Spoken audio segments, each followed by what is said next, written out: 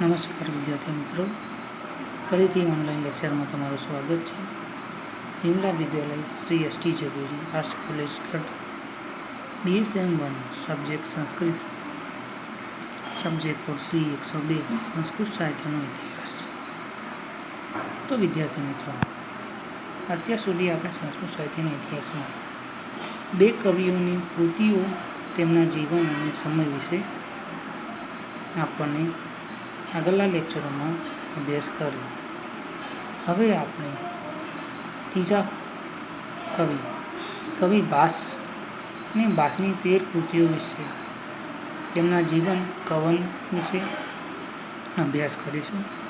આપણે કંપસરીમાં ભાસની સ્વપ્નવાસન દત્તન નાટક કંપસરીમાં ભણીએ છીએ.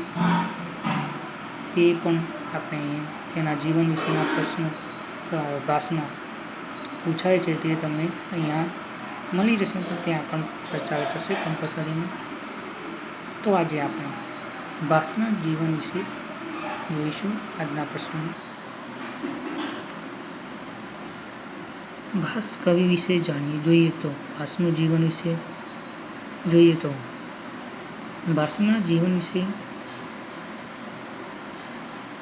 પણ કશીક પ્રમાણભૂત વિગતો મળતી નથી, જે સંસ્કૃત સાહિત્યમાં દરેક કવિઓ ઉપર એવું પ્રાપ્ત થાય છે. ભાસે પોતાના નાટકોની પ્રસ્તાવનામાં પોતાનો નામોલ્લેખ કરવાની પણ હરકાર રાખી નથી. તેનો નાટકોમાં અભ્યાસ પરથી તેના જીવન સંબંધિત કેટલીક વાતો પર પ્રકાશ પડે છે. ભાસના જીવન વિશે પંદવતીઓ પ્રચલિત છે, તેમાંથી પણ કેટલુંક તથ્ય કાઢી શકાય. ભાસ વિશે એક એવી દંતકથા છે. તે જાતિઓ લોભી ધાવક હતો. મમ્મટાચાર્ય અનુસાર ધાવક રાજા હર્ષવર્ધનના સમકાલીન હતા. આ કથાનકમાં સત્ય દેખાતું નથી, કેમ કે હર્ષવર્ધન કાલિદાસથી બહુ જ અર્વાચીન છે.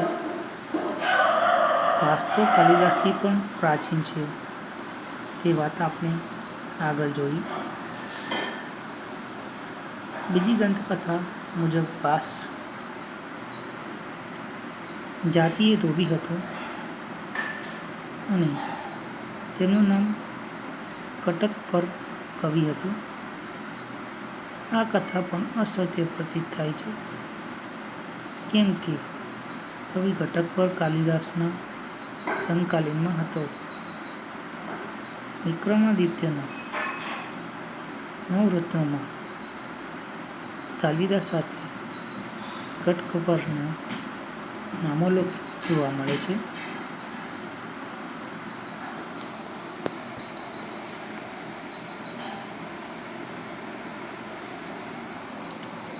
ત્રીજી દંતકથા પ્રમાણે એક વખત વ્યાસ અને ભાસ વચ્ચે પ્રતિષ્ઠાની બાબતમાં ઝઘડો થયો. નિર્ણય માટે બંનેએ પોતાના ગ્રંથો અગ્નિમાં નાખી દીધા. ભાસનો વિજય થયો. તેના ગ્રંથો અગ્નિમાં બળી શક્યો નહીં. રાજશેખરની ઉક્તિ રોવકમ ભૂનો પાવક વાક પંડિત રાજની ઉક્તિ ભાષામી ચલમિતિ આ સંદર્ભમાં તપાસવા જેવી છે. ઉપરોક્ત દંતકથા ભાસને કાલિદાસની અપેક્ષાએ વધુ પ્રાચીન ઠરાવે છે, કારણ કે ભાસે કાલિદાસની સાથે નહીં, પરંતુ વ્યાસ સાથે સ્પર્ધા કરી. આ કથા પ્રાચીન સમયમાં ભાસના નાટકોની વિશેષ લોકપ્રિયતાનું પણ સૂચન કરે છે. એટલું જ નહીં, તેના નાટકો ટીકાકારોની ટીકાથી પણ પર રહ્યા હતા. તે મુદ્દો રાજશેખરની સ્વપ્નવાસમ દત્તમ વિશેની ઉક્તિ પરથી સ્પષ્ટ થાય છે.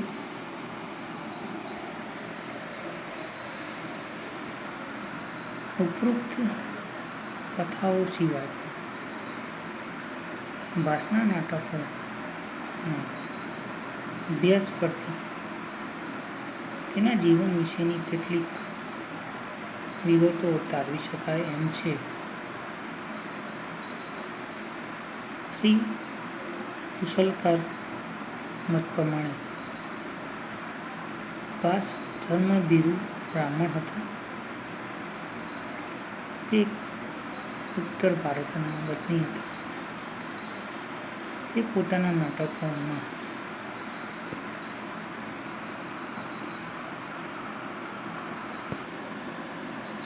નાટકોમાં ભરત વાક્ય કહે છે કે તેમનો સિંહ જેવો રાજા હિમાલય અને વિંધ્યાચલ વચ્ચે એક છત્ર રાજ્ય કરે છે.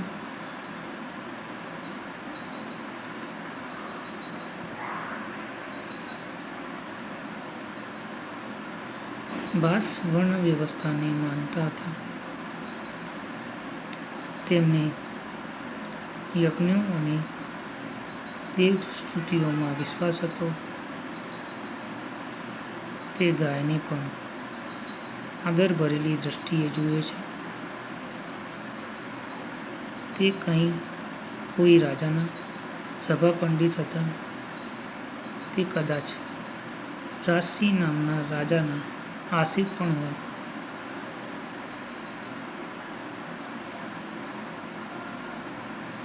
રાજસિંહ શબ્દ કોઈ વ્યક્તિનું નામ હતું કે રાજા માત્રનો બોધક હતો તે કહી શકવા માટે આધારો નથી. ભાસ રાજમહેલ અને શાહી જીવનની સારી રીતે પરિચિત હતો. તે સ્વભાવે નમ્ર, હાજર જવાબી અને હાસ્યપ્રિય લાગે છે. મનુષ્યના સ્વભાવનો ઊંડા અભ્યાસી જણાય છે. ભાસ મનુષ્યોની મર્યાદા નહીં પરંતુ તેના ગુણોનો ચાહક છે. ભાસના નાટકોમાં કરુણતા, ખલસ સ્વભાવના પાત્રોને કારણે નહીં પરંતુ વિધિના કારણે જન્મે છે. દુર્યોધન જેવા જાણીતા ખલનાયકને ખાસ રૂપમાં સુયોધન નામ આપી તેનો પશ્ચાતાપ રજૂ કરે છે. ભાસની મંગલમય દ્રષ્ટિએ તેના ભારતીય તત્વજ્ઞાન અને જીવનના ઊંડો અભ્યાસનું પરિણામ જણાય છે.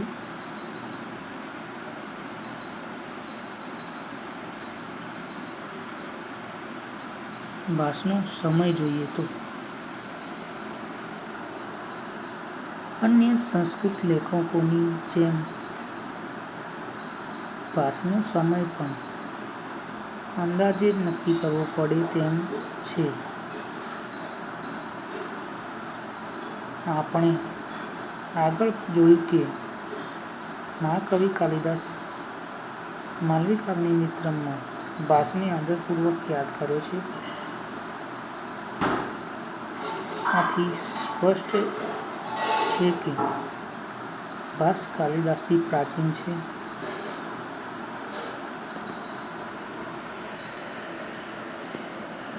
જો કે કાલિદાસનો સમય પણ અનિશ્ચિત છે.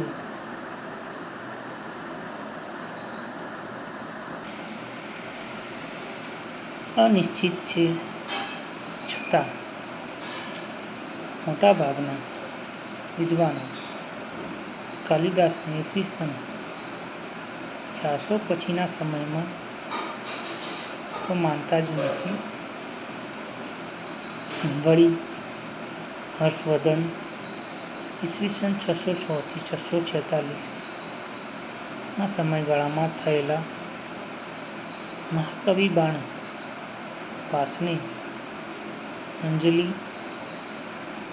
આપે છે. આથી આ સમય પછી ભાસને ગણાવતી બધી જ તારીખો અસ્વીકાર્ય બને છે. ભાસના ઉદયન નાટકોમાં ઉદયન, પ્રદ્યોત અને દર્શકના નામો આવે છે, જેઓ ઐતિહાસિક વ્યક્તિઓ છે. શ્રી એમ.આર. કાલે આ ત્રણેયને બુદ્ધ અને મહાવીરનું સમકાલીન ગણે છે. સ્મિથના મત મુજબ દર્શકનો સમય ઈસવીસન પૂર્વે 375 થી 450 નો છે. પ્રતિમા નાટકમાં 5મા અંકમાં રાવણ કહે છે કે સાંગોપાંગ ધર્મીય માનવીય ધર્મશાસ્ત્ર મહેશ્વરમ યોગશાસ્ત્રમ બૃહસ્પતિ શાસ્ત્રમ મેઘાદિન્યશાસ્ત્રમ પ્રોચિત શ્રદ્ધા કલ્પચ્ચ.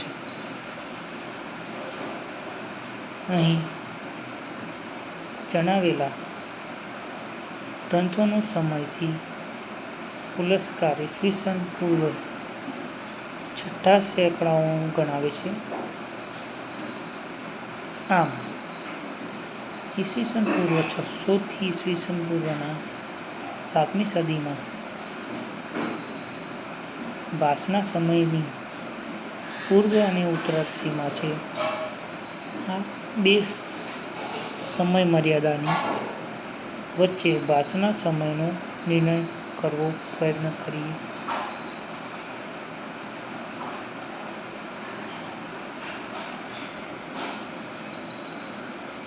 સૂત્રધાર પૂર્તતા નાટ્યમ બહુભૂમિકઃ સપ્તાકોયશ લેભ્યં ભાસં દેવકુલકી.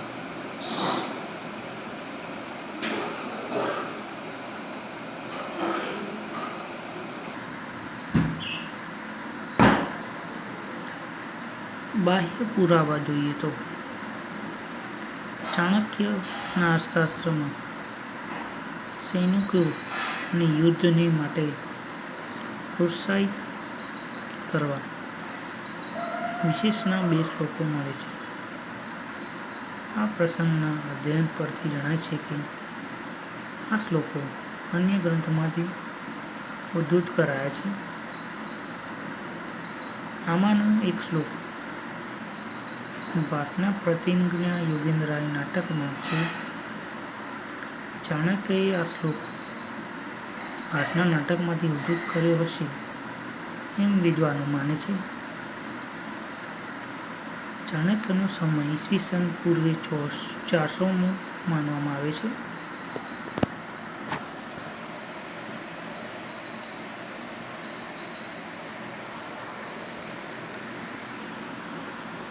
અશ્વઘોષના બુદ્ધચરિતમાં સર્ગ 13 શ્લોક 60માં જે શ્લોક તે ભાસના પ્રતિજ્ઞા યોગેન્દ્રાયના પહેલા અંકના શ્લોક 18નો લગભગ મળતો આવે છે. અશ્વઘોષનો સમય ઈસવીસન 200 થી મોડો અંદાજાય એમ નથી.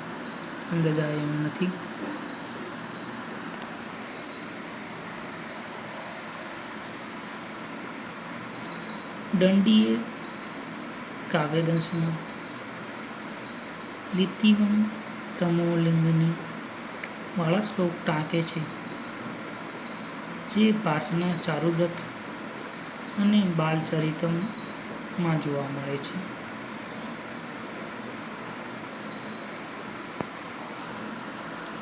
વામન ઈસવીસન 800 કાવ્યાલંકાર સૂત્રવૃત્તિમાં ભાસ નાટકમાંથી એક શ્લોક ટાંકે છે, જે થોડા ફેરફાર બાદ કરી તો સ્વપ્નવાસમ દત્તમ નાટક ચોથા અંકના 9મા શ્લોકને મળતો આવે છે. અને વામનના ગ્રંથમાં બીજું એક અવતરણ યશ વલ્લભથી મળે છે. તે ચારુદત્ત નાટકના એક પહેલો અને બીજો શ્લોક છે. વાકપતિરાજ ઈસવીસન 800 ભાસને તલિન્મત કહે છે. રાજશેખર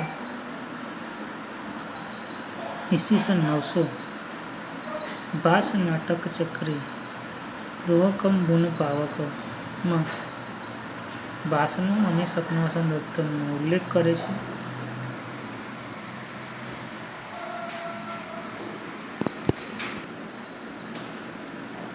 ભરતના નાટ્યશાસ્ત્રમાં ઉપરની ટીકામાં અભિનવગુપ્ત સ્વપ્નવાસમ દત્તમના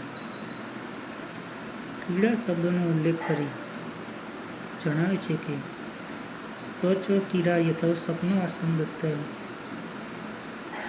અહીં સ્વપ્નવાસમ દત્તમના બીજા અંક આવતી કંદુક ક્રીડાનો ઉલ્લેખ છે.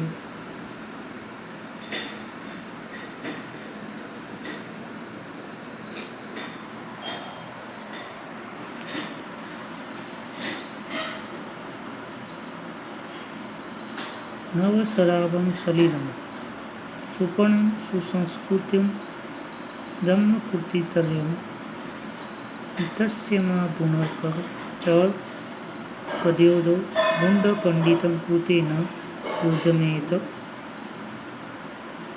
કાષ્ઠં મધ્યनं લભ્યતે હિતાસં ભૂમિ ખનનવિદતિં ચાપં તોય નિબંધनं ક્વિચન નાસ્યેદ સાધ્યં ન્યાયને યુક્તં ચ કુત ચ સર્વં કાષ્ઠં દિગાજયતે મધ્યાદ ભૂમિસ્ત્વયાદ ખિન્નાયસ્માनं દદાતિ સોऽસ્માન્નાદ્યસ્ય પ્રણામ માર્ગરબ્ધ સ્વર્ગયતના ફલિતં સછન્દાકોણ વાતવિધૈ ભામિની કાશપુષ્પવેદન શ્રાપુત મુખ. આ 4 શ્લોકો દ્વારા ઉપર વર્ણન કવિઓના છે, જે આપણે શ્લોકો જોયા. એક સ્વપ્નવાસમ દત્તમ નાટક લખતા કે ભરત વાક્ય વચ્ચે વિશે ચર્ચા કરવામાં આવી છે.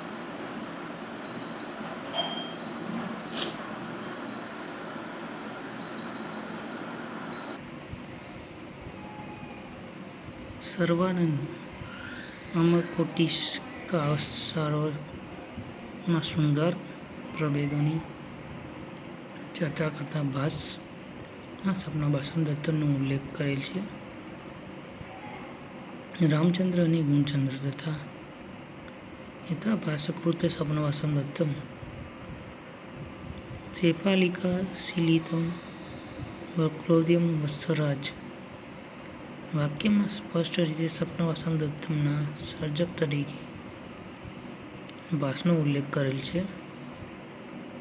રામચંદ્ર અને ગુણચંદ્રનો સમય ઈસવીસન 1100 લગભગનો છે. ભોજદેવ સ્વપ્નવાસમ દત્તમથી પરિચિત છે.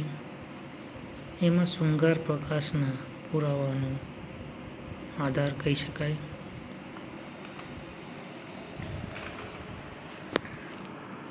શારદાતનય ભાવપ્રકાશના 8મા અધ્યાયમાં પ્રસંગ નાટકનું ઉદાહરણ આપતા સપનવાસમ દત્તમના આખા વસ્તુની વિગતે ચર્ચા કરે છે. શારદા તનયે આપેલી વિગતોને આજે પ્રાપ્ત થતું સપનવાસમ દત્તમ સંપૂર્ણતા આપે છે તેમ વિદ્વાનો સ્વીકારે છે. જો કે ગૌણ પાત્રો તેમજ બીજી બાબતોમાં થોડો ઉંચવાળો છે. આ ઉપરાંત કાલિદાસ, બાણ, જયદેવ વગેરેનો ઉલ્લેખો આપણને આગળ જોવા છે. ત્યારબાદ અંગત પુરાવા જોઈએ તો ભાસના નાટકમાં કેટલાક મહત્વના રાજકીય નિર્દેશો આવે છે.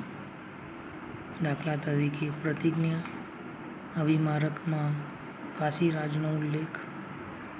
કાશીનું રાજ્ય ઈસવીસન પૂર્વે 5મા શોમાં અસ્તિત્વ પામ્યું હતું. મગધ રાજ્યના પાટનગર તરીકે રાજગૃહનો ઉલ્લેખ છે. વળી ભરત વાક્યમાં મળતો રાજસિંહ શબ્દ સંદિગ્ધ છે, પરંતુ તેમાં વર્ણવેલો હિમાલય અને વિંધ્ય પર્વતોની મર્યાદામાં રહેલો રાજ્ય વિસ્તાર ઉત્તર ભારતનો જ નિર્દેશ કરે છે. આ ઉપરાંત પરથી મૌર્ય પૂર્વ સામ્રાજ્ય સૂચિત થઈ શકે છે. ભરત વાક્યમાં આવતો પરચક્ર શબ્દ સ્પષ્ટ રાજકીય દશાનું સૂચન કરે છે.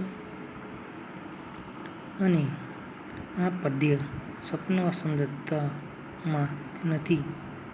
કેટલાક વિદ્વાનો આ પદ્યને શબ્દો બદલવાની જુદી રીતે ગોઠવે છે અને નીચે ત્રણેય ઉપરના શ્લોકોનું વર્ણન કર્યું છે. ત્રિશૃંગારમ ધર્માર્થ કામયો ભિન્ન ત્રયોદ્યમ યથા નંદનત્યમ બ્રાહ્મણ ભોજનમ દ્વિતીયમ સ્વદેશમ આત્મસત્કુલમ દયનમસ્ય પદ્માવતી પરિણયો શૃંગાર દ્વિતીય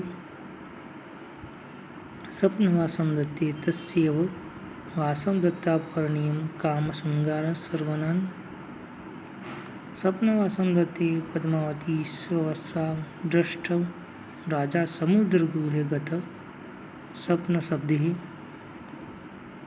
ચેહ સોપો સા સ્વપ્નદર્શન વા સ્વપ્નાદિય વા વિદિશક્ષમ ભોજદેવ પદ્માવસ્યમ મુખમ વિચક્ષ વિશેષક વિભૂષિતમ જીવિતાન વનિતા કેવલ ભોજ્યમ ભુવિચા યથાત શારદા તનય આ વર્ણવેલું છે. ભાસના નાટકોમાં રજૂ થયેલી ધાર્મિક પરિસ્થિતિ બ્રાહ્મણ ધર્મ પ્રત્યે પક્ષપાત બતાવે છે. કૃષ્ણને દૂત વાક્યમાં વિષ્ણુ અવતાર ગણાવ્યા છે. આ ઉપરાંત નગ્ન શ્રમણ પંથકનો ઉલ્લેખ બુદ્ધના સમયને અનુસરતો સમય અર્થાત ઈસવીસન પૂર્વના 6 સૌકામાં સૂચવે છે. પ્રતિમા નાટકમાં રાવણ રામને સુયોગ્ય શ્રાદ્ધ વિધિનો ઉપદેશ આપે છે. રાવણ પોતાના અભ્યાસથી પૂર્ણતા બતાવવા શાસ્ત્રોની યાદી આપે છે, જેમાં મનુ, બૃહસ્પતિ, મેઘાતિથિ વગેરેનો ઉલ્લેખ છે. તે ઈસવીસન પૂર્વેના 6 સૌકામાં જેટલા પ્રાચીન છે. ભાસના નાટકોમાં આવતી સામાજિક વિગતો તેની પ્રાચીનતા બતાવે છે. મધ્યમ યુગમાં કેશવદાસ બ્રાહ્મણનો વચલો પુત્ર પોતાની શ્રાદ્ધક્રિયા પોતે જ કરે છે. આવી શ્રાદ્ધવિધિની ભલામણ બૌદ્ધને કરી છે. તેનો સમય ઈસવીસન પૂર્વે 700નો છે. બૌધાયન ગ્રંથમાં મગધ, સિંધુ અને સૌવીર પ્રદેશના લોકોનું વર્ણન શંકરથી પેદા થયેલા અને આર્યાવર્તની બહાર બતાવ્યા છે. ભાસના નાટકો ઉદયન મગધની રાજપૂતી સાથે પરણે છે. નારદ સિંધુ શૈવવીરી રાજાના સગા કુંતીભોજમાં મળવા જાય છે. કુંતીભોજની કન્યા પુરુંગનીના લગ્ન અવિમારક સાથે કરવાની સંમતિ આપે છે. આ વિગતો સૂચવે છે કે ભાસ બોધાયન પહેલાં થયા હોવા જોઈએ. ભાસના નાટકોના આધારે જણાય છે કે તે વખત સમાજને જાદુ વિદ્યા અને મંતરજંતરમાં શ્રદ્ધા હતી. આ વિદ્યાના આચાર્યોના નામોની યાદી અવિમારકે રાજતી સાહસના પ્રસંગે અને ચારુદત્તના સજ્જલેખ તરફાડના પ્રસંગો કરેલા સંબોધનમાં આપી છે. કૌટિલ્ય અર્થશાસ્ત્રમાં પણ આપેલા નામો સાથે તે મળતા આવે છે. ભાસની ભાષામાં 8 શબ્દોનો વધુ પ્રયોગ જોવા મળે છે. વ્યાકરણના નિયમોનો દ્રઢતાપૂર્વકનો ઉપયોગ જણાતો નથી. કદાચ તે પાણિની પહેલાં થયા હોય અથવા પાણિનીના નિયમોને નક્કર સ્વરૂપ પકડ્યું તે પહેલાં થયો હોવો જોઈએ. ભાસની ભાષા બોલચાલની ભાષા છે. તેની બાનીની સરળતા છે. ભાસે કેટલાક શબ્દો પ્રાકૃત સંસ્કૃત સાહિત્યકાળના અર્થોમાં પ્રયોજ્યા છે. દાખલા તરીકે મહાબ્રાહ્મણ શબ્દને ભાસે મોટા બ્રાહ્મણના અર્થમાં વાપર્યો છે, જે પરિવર્તિત કાળમાં મૂર્ખનો પર્યાય બને છે. તે જ રીતે સંસ્કૃત સાહિત્યના પડદાના અર્થમાં વપરાતા યવનિક શબ્દનો ભાસે ઈસવીસન પૂર્વે 400ના સમય ગણે છે, જ્યારે કીથ ભાસને ઈસવીસન બીજા શોકામાં મૂકે છે અને ભાસના સમય વિશે નીચે મુજબ વિદ્વાનો જુદી જુદી ત્વરીકો આપે છે.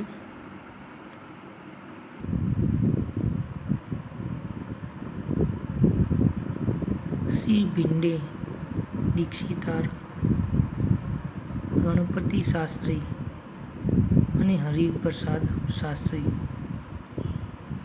ઈસવીસન પૂર્વે 600થી 400 સૂચવે છે. જાગીરદાર અને સાંભળમણકરે ઈસવીસન પૂર્વે 3જી સદી ધારે છે. સ્વરૂપ લિંડેને અને કોને ઈસવીસન પૂર્વ 200થી 100 કલ્પે છે. પાંડારકર, જોકોબી અને બેનર્જી ઈસવીસન 300 માને છે. વિન્ટરનીચ ઈસવીસન 400 સૂચવે છે. શંકર ઈસવીસનની 5મી-6ઠ્ઠી શતાબ્દી બતાવે છે. બાર્નેટ, દેવધર અને પિસોરોટી ઈસવીસનની 7મી સદીને માને છે. કાણે 9મી સદીમાં, રામઅવતાર શર્મા 10મી સદીમાં અને રેડ્ડી શાસ્ત્રી 11મી સદીમાં ભાસને મૂકે છે. આમ ભાસનો સમય નિર્ણય પણ અનિશ્ચિત જ છે.